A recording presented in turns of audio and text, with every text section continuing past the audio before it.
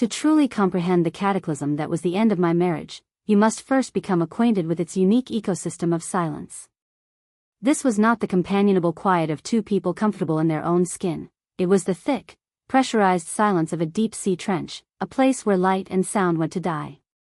It was a sentient presence that had taken up residence with us approximately 3 years prior, a parasitic entity that fed on the corpses of our aborted conversations and thrived in the vacuum of our dying intimacy. I became a cartographer of that silence, mapping its treacherous geography, learning to navigate around the sinkholes of his sighs and the sudden, frigid currents of his disapproval. I was the chief archivist and sole patron of the museum of our past, meticulously preserving the exhibits of our happiness, the pressed flower from our hike in the Dolomites, the mixtape from our college days, the fading Polaroid of us laughing on a rickety ferry, all while willfully ignoring the fact that the entire foundation was sinking into quicksand. The night it all detonated was our 10th wedding anniversary. I don't recall it as a linear sequence of events, but as a series of high-fidelity sensory imprints, each one a small, precise act of treachery. The light, first and foremost, was a character in itself. It was that particular, liquid honey light of a late October evening, the kind that seems to absolve all sins and gild even the most tarnished surfaces. It streamed through the stained glass panel we had designed and installed together early in our marriage, casting kaleidoscopic patterns of ruby, sapphire, and emerald onto the worn Persian rug. I had spent the afternoon in a state of near-feverish devotion, polishing the massive, reclaimed oak dining table until the wood seemed to glow with an inner fire, each whirl and not a familiar topography under my cloth.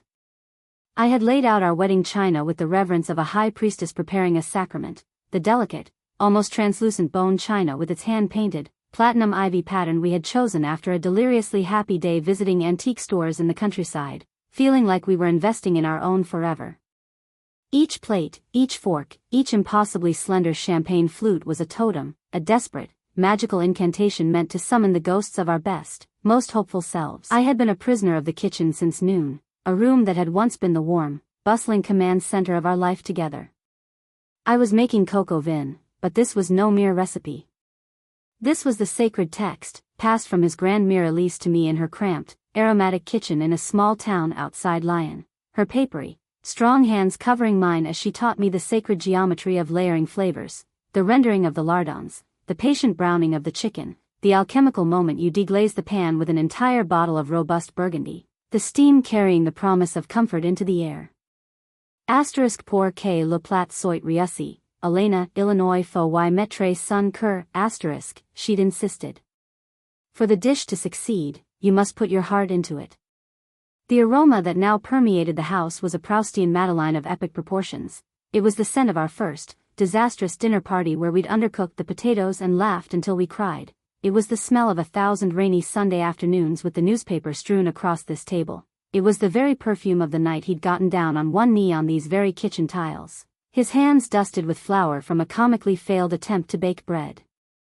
It was the olfactory signature of us. I was wearing an emerald green, bias-cut silk charmeuse dress.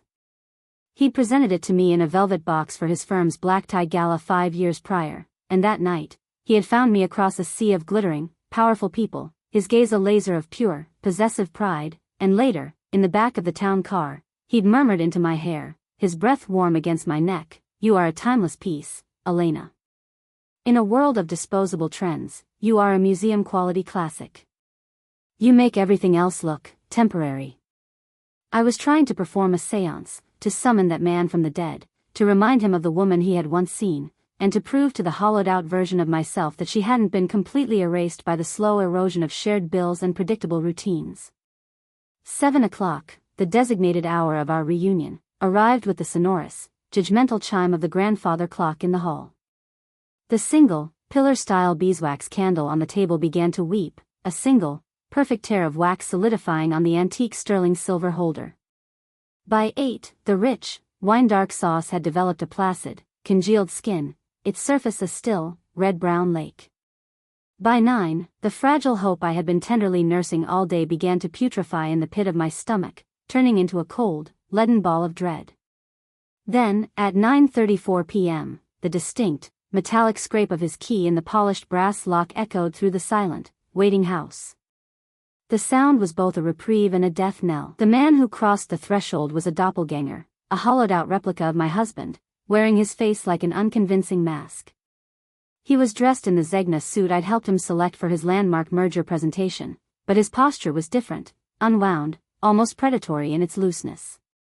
And he brought an atmosphere with him, a palpable cloud of peaty, single malt scotch and a bold, invasive, expensive perfume, dominant notes of jasmine and sandalwood undercut by a sharp, metallic tang of ozone, like the air after a lightning strike.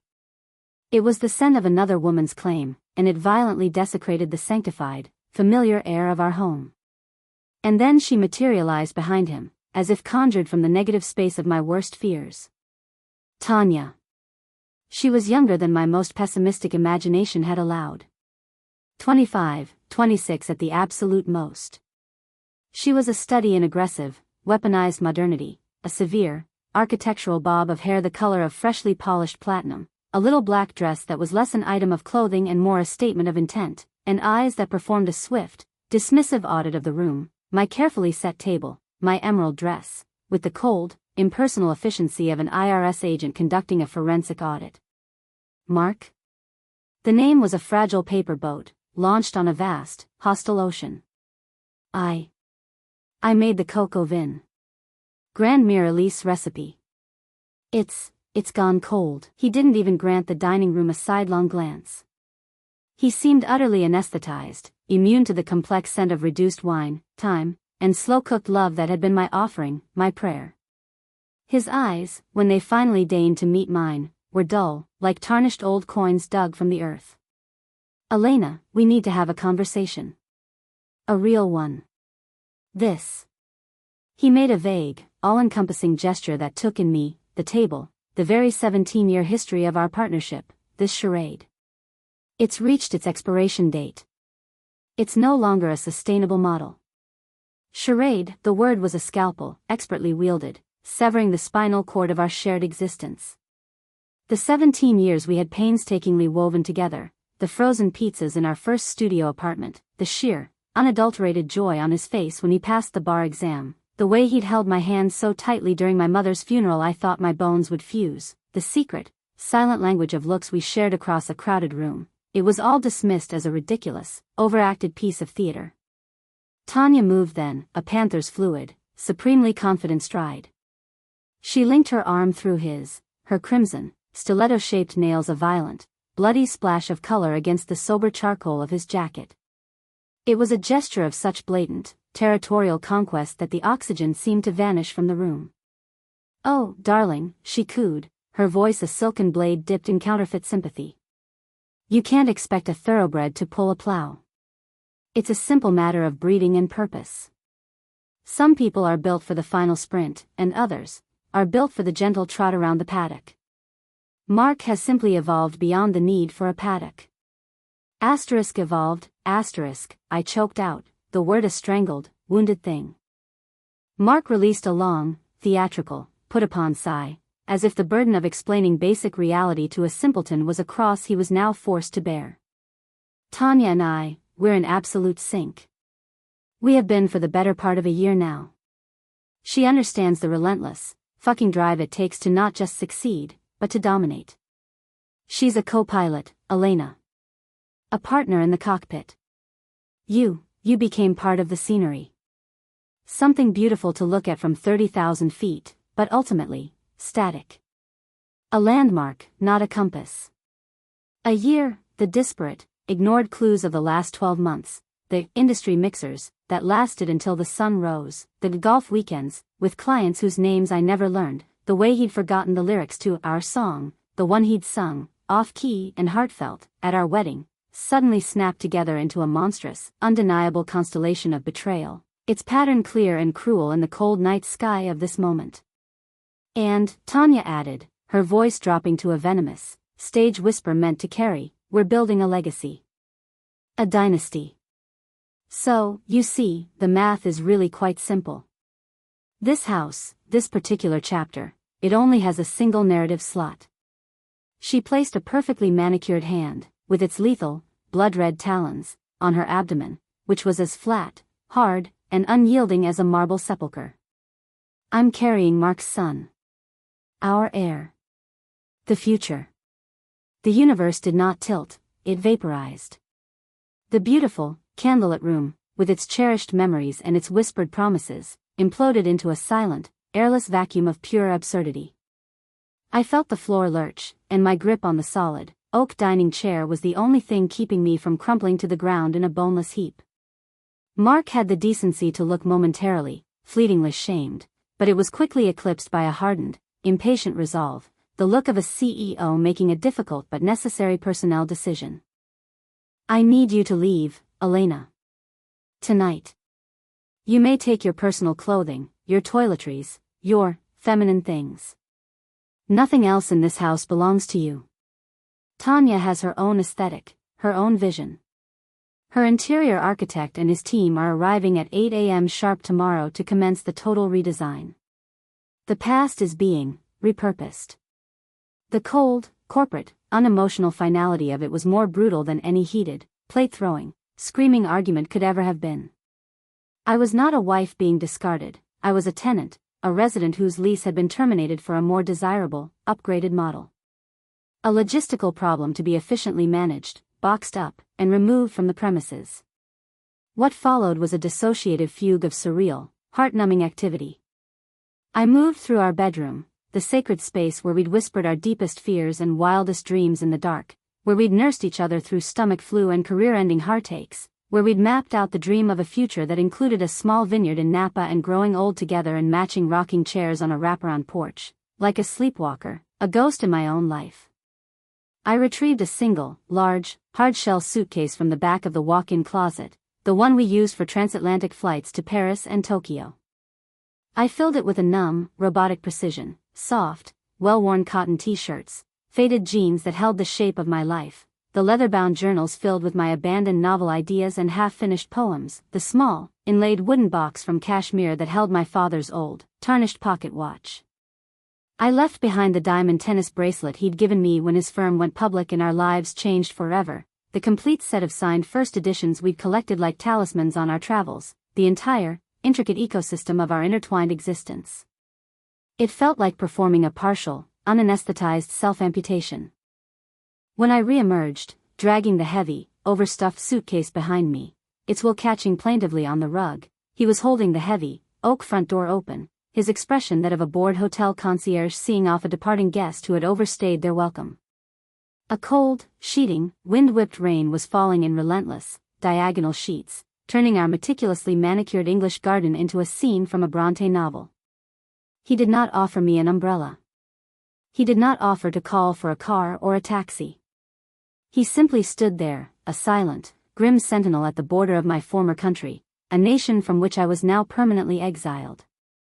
As I wrestled the stubborn, uncooperative case down the slick, moss-covered porch steps, one of the wheels jamming catastrophically in a crack with a sound of finality, I was compelled to throw one last, agonizing glance over my shoulder. The scene in our living room window was a perfect, horrifyingly framed image of my erasure. Tanya was behind our mahogany wet bar, pouring a generous, disrespectful measure of his prized 50-year-old Glendronach into the baccarat crystal tumblers we'd been given as a wedding gift from his mentor. She handed one to Mark, and he pulled her into the circle of his arm, his hand resting possessively on the small of her back, a gesture that had once been mine. They stood there, silhouetted against the warm, golden, impossibly inviting light of my home, toasting to their sleek, unencumbered, post-Elena future. My past, my history, my very identity was being whitewashed, painted over in real time. I stood on the curb, the icy rain plastering the emerald silk dress to my shivering body, the cold seeping past skin and muscle, deep into my marrow. The water wicked up from the wet pavement, soaking through the bottom of my suitcase, and I knew the clothes, the journals, the memories inside were being irrevocably damaged, water-stained and ruined. I found, to my distant surprise, that I didn't care. Nothing tangible mattered anymore. The taillights of a passing taxi reflected in the expanding, oil-slicked puddles, looking like twin, accusing trails of blood on the wet, black asphalt. I was a phantom, a discarded early draft of a story, already being edited out of the final, published version. That first night, I sought meager refuge in the Starlight Inn, motel whose name was a monument to cruel, laughable irony. The only starlight was the sputtering, garish pink neon vacancy sign that pulsed through the thin, nicotine-stained polyester curtains, casting a hellish, rhythmic, pulsating glow on the threadbare, cigarette-burned burgundy carpet. The room smelled of ancient smoke, cheap, astringent disinfectant, and the profound, bottomless sadness of transient, broken lives. I sat on the edge of the lumpy, sunken mattress, the springs groaning in protest, my wet dress a puddle of ruined silk on the floor, and I did not cry. The pain was a vast, soundless, interstellar void inside me, too immense and too final for tears. It was the death of a personal cosmology, the end of a narrative I had believed, with every fiber of my being, was co-authored in indelible ink. In the gray, featureless, sunless days that followed, the practical, brutal consequences of my new reality descended with the crushing, inexorable force of a collapsing glacier. I was a 42-year-old woman, a former senior graphic designer whose promising, ascendant career I had voluntarily mothballed a decade prior to become the supporting infrastructure, the silent, unpaid COO of Mark's ambition. My portfolio was a digital fossil, a relic from a different technological age. My proficiency with modern design software was non-existent, my skills as obsolete as a typesetting machine. My professional network, once robust and vibrant, had withered from neglect into a ghost town, populated by the echoes of forgotten contacts. Our joint bank accounts, the repositories for my earlier, significant earnings and our shared financial life, were frozen solid, a financial permafrost engineered by him. He had systematically, calculatedly engineered my total dependence, and I, in my boundless love and foolish trust, had been a willing, complicit accomplice to my own disarmament. But I had one secret. One last, buried, fail-safe weapon. A freedom fund, though I'd always thought of it with the less dramatic, more pragmatic name, the rainy day account. It was $5,123.67, painstakingly accumulated over nearly a decade from tiny, under-the-table, off-the-books freelance gigs, a comprehensive branding package for a friend's artisanal soap company that went under after 6 months, the intricate, pen and ink illustrations for a local historical society pamphlet, the website design and UX for a neighborhood food co-op. I'd hidden the debit card inside a secret compartment I'd carved with a penknife into the back cover of my most cherished, irreplaceable belonging, a first-edition copy of Rebecca that my grandmother had given me on my 16th birthday. Mark never looked there. He considered Gothic romance to be frivolous, melodramatic nonsense, beneath his serious, bottom-line-oriented, spreadsheet-driven mind. That $5,123.67 was my seed corn, my meager, precious lifeline to a future I could not yet see. I used it to rent a studio apartment that was essentially a glorified walk-in closet with a microscopic, mold-tinged bathroom. The single, grime-clouded window offered a panoramic, soul-crushing view of the sooty, unforgiving brick wall of the adjacent laundromat, the constant thrum of industrial dryers a soundtrack to my despair. But it was mine, and mine alone. I purchased the most basic, refurbished laptop on the market, a wobbly, second-hand drawing tablet that was several generations obsolete, and an industrial-sized, economy box of instant ramen noodles. And I declared total war on my own obsolescence. The anger arrived then, not as a roaring, chaotic inferno, but as a cold, clean, nuclear-powered reactor of pure, undiluted focus. It became my constant companion, my relentless, unforgiving taskmaster. I transformed into a digital autodidact, a scavenger of knowledge, consuming online tutorials, mastering complex new design suites, absorbing the nuanced philosophies of contemporary user interface and experience design. I worked until my vision swam with persistent afterimages and my cervical spine screamed in constant, fiery protest. I accepted every demeaning, poorly paid, soul-crushing microjob on freelance platforms, designing flyers for lost pets, logos for aspiring life coaches, social media banners for basement DJs.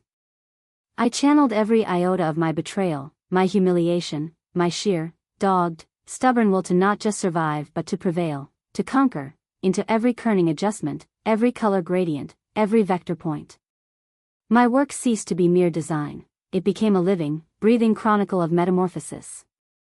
It had a pulse, a soul, a defiant heartbeat, because I was fighting for the very right to have one.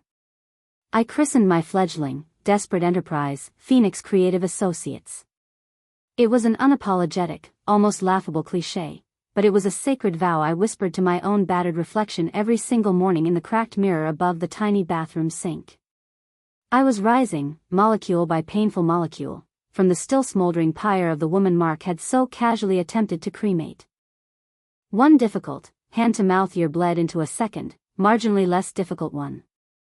Phoenix Creative Associates evolved, slowly and painfully, from a desperate, one-woman crusade into a tiny, but fiercely passionate, underdog boutique agency.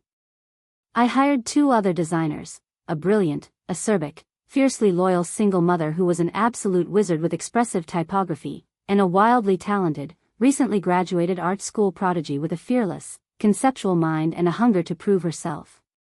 We graduated from my brick-walled, soul-crushing cell to a shared, sun-drenched desk in a vibrant, collaborative, noisy co-working space filled with other hungry startups and wide-eyed dreamers. We were a tribe of the overlooked, the underestimated, and the discarded, and that shared, defiant identity became our greatest, most potent source of strength. Then, the cosmos, in its infinite, mischievous wisdom, handed me a stone for my sling.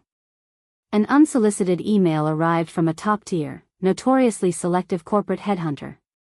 Ether Innovations, a Silicon Valley behemoth and a genuine titan of industry, was launching Project Genesis, a landmark, globe-spanning initiative dedicated to pioneering radical sustainable technology and circular economies.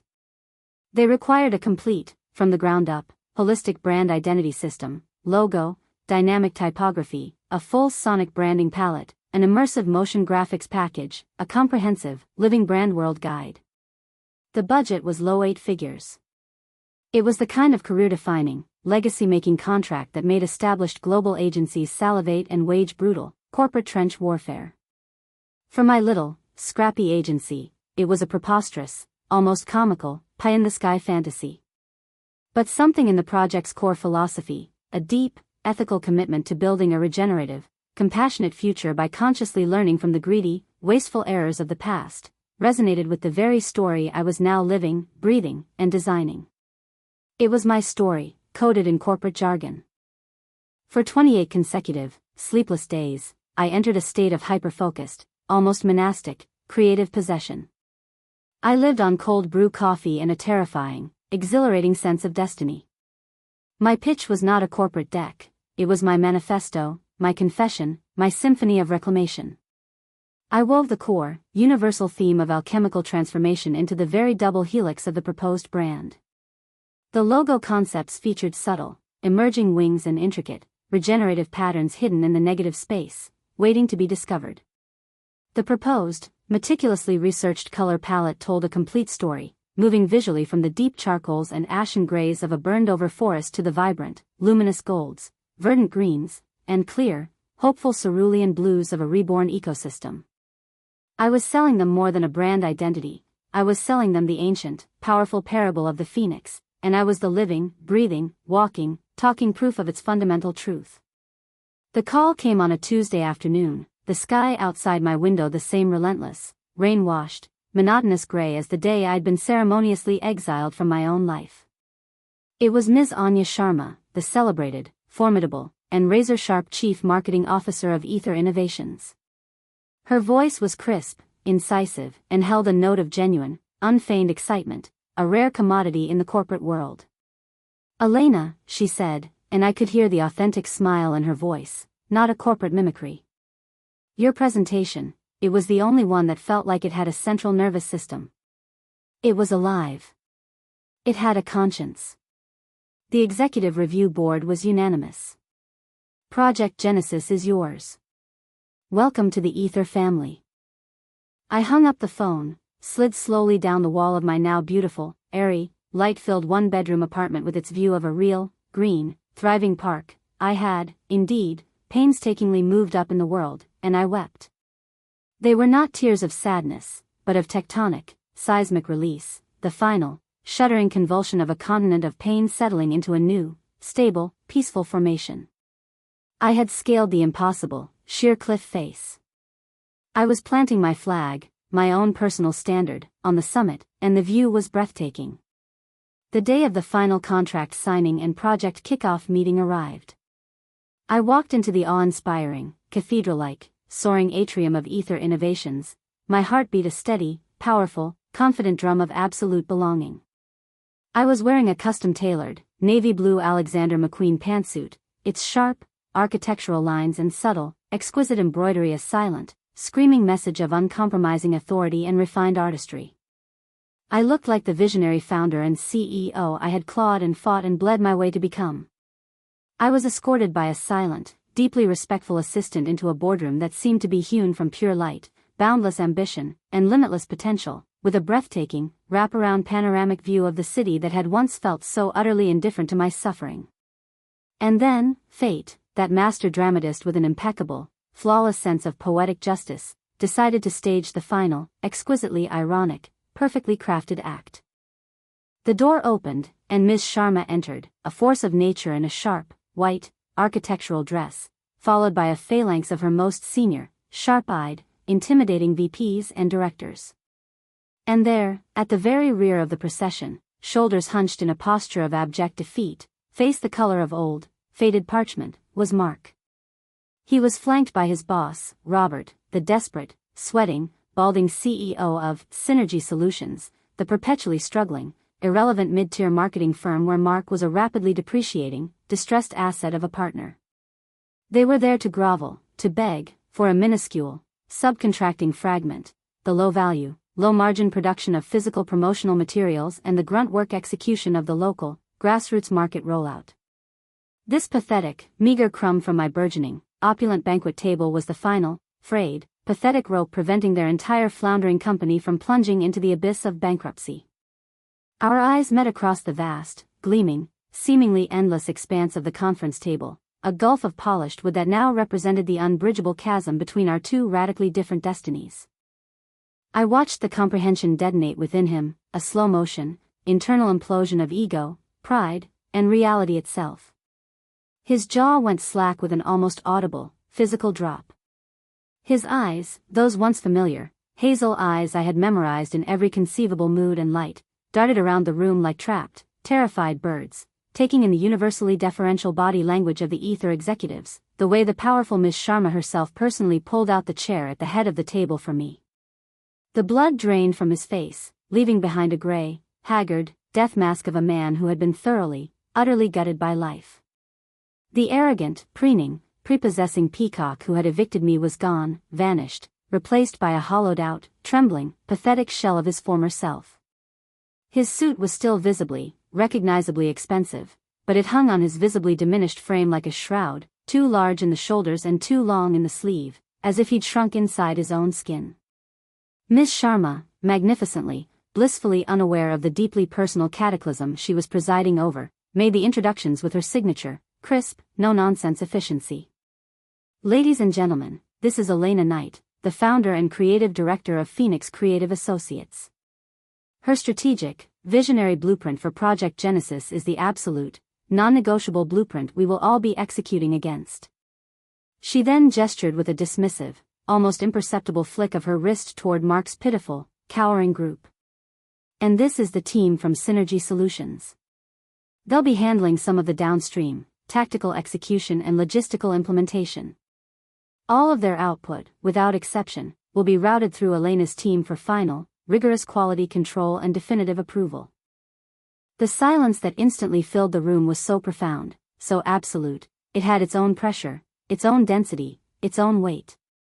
Robert, Mark's boss, a man visibly perspiring through his cheap, polyester blend dress shirt, forced a convulsive, nervous, braying laugh. "Mark, you old dog. You never let on you were so tight with the famous, the illustrious Ms. Knight. Keeping a few aces up your sleeve, are we, you sly devil?" Mark opened his mouth, but only a dry, rasping, utterly inarticulate croak emerged from his constricted throat.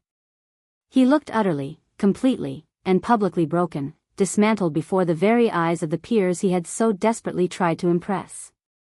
I offered a small, polite, utterly professional, and yet utterly chilling, arctic smile, my gaze as steady and unyielding as a flawless diamond. "Mark and I have a shared acquaintance from a previous, closed chapter of my life.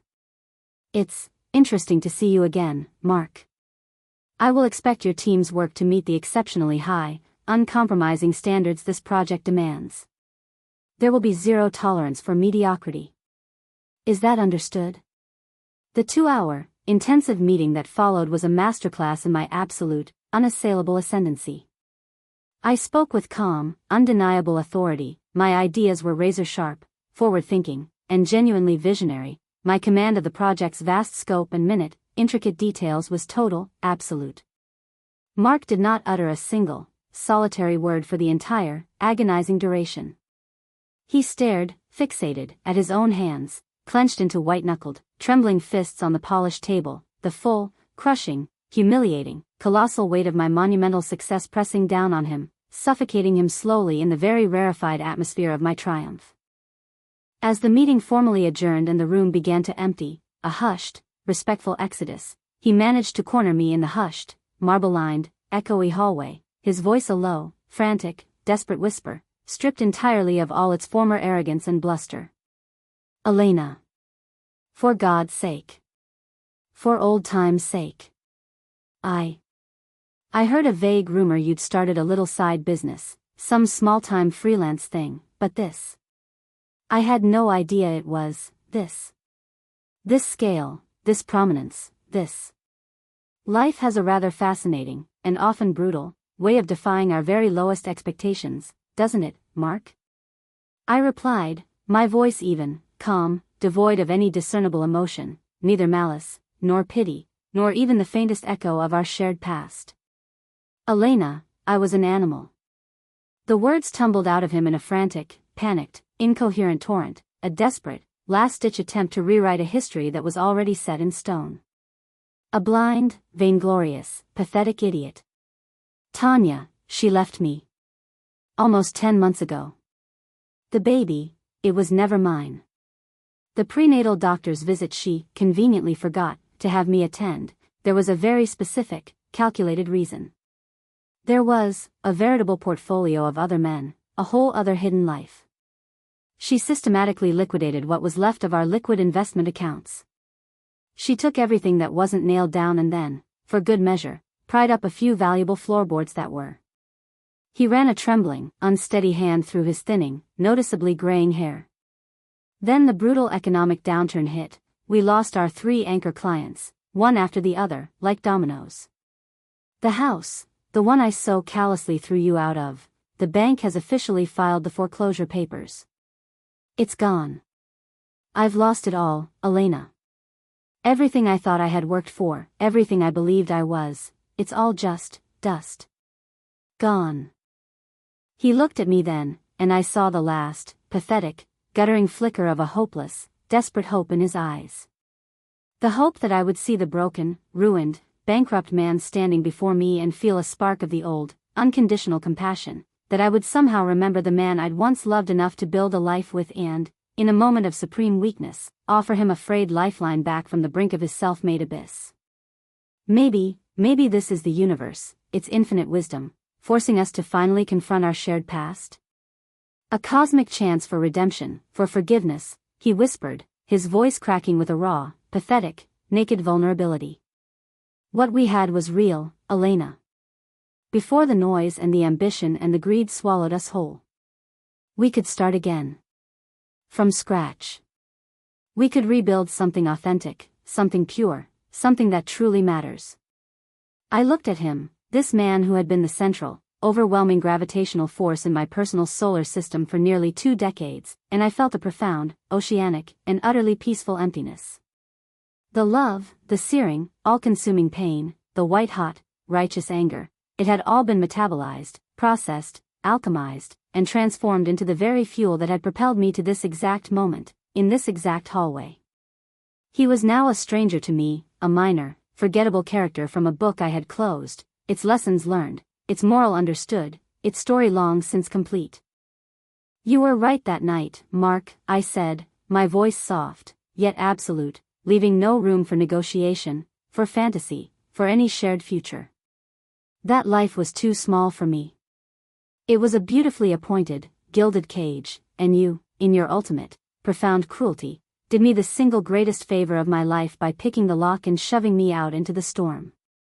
I glanced out the massive, floor-to-ceiling, armored window at the glittering, indifferent cityscape, a kingdom I had won not by marriage, or by birthright, but by sheer, unadulterated force of will, raw talent, and an unbreakable, resilient spirit. As for a second chance? I met his desperate, pleading, hopeless gaze one final, definitive time, my own eyes clear, certain, and utterly, completely devoid of the past. I don't believe in rereading finished books. The story is told. The cover is closed. I'm far too busy, far too consumed, writing the sequel. I allowed a faint, genuine smile to touch my lips, a smile of pure, unadulterated contentment. And I assure you, I concluded, my tone final, it's already a bestseller. I adjusted the cuff of my exquisitely tailored jacket, a small, deliberate gesture of absolute, unshakable finality. My lawyer will be messengering over the final, executed divorce decree to your office next week. I expect you to sign it promptly, without any further, tedious delay. I have a global brand launch to manage, and I simply refuse to be distracted any longer by the ghosts of my past. I turned, then, and walked away from him, down the long, gleaming, seemingly endless hallway. I didn't hear his reply, if he even managed to form one. The only sound was the confident, rhythmic, purposeful click of my heels on the polished, imported marble, a sound that echoed not with the hollow ring of vengeance, but with the solid, resonant tone of absolute, unassailable victory. He had cast me into the storm, believing with all his arrogant heart that it would be my end, my destruction. He never understood, not until this very moment, that he was merely handing me the keys to my own dormant power, gifting me the catalyst for my own magnificent transformation. I had walked through the very heart of the fire, and on the other side, I had found a sun so brilliant, so radiant, so intensely my own, that his pathetic, insignificant shadow could no longer hope to reach me. So, to anyone listening who is standing in the cold, watching the door to your old life slammed shut with a sound of terrifying finality, feeling the icy rain of despair soak through your clothes and your very spirit, hear me. The most beautiful, profound, life-altering transformations almost always begin in the deepest, darkest, most hopeless-looking ruins. Your heartbreak is not the conclusion of your story. It is not the final chapter. It is the raw, fertile, potent ground from which your truest, most powerful, most authentic self will inevitably emerge. Gather the scattered, broken pieces of your soul. Forge them in the purifying fire of your own indomitable will. Build something new, something bold, something that is entirely, magnificently, unapologetically your own. And then wait. Wait and work. Because fate, with its impeccable, often ironic timing, has a profound, unerring way of honoring those who possess the courage to rebuild from the ashes. Your boardroom moment, your victory, your triumph, is coming. I promise you. It is coming.